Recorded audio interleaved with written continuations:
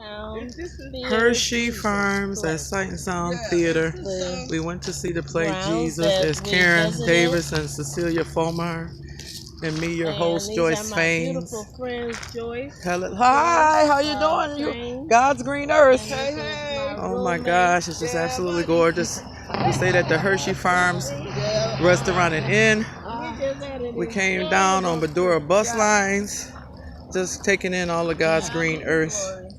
And Lord Jesus, we seen the play Jesus, how he walked on water. Oh God. And it was just so much. And how his legacy still lives on today. Yeah, say that again. And how his legacy still lives on today.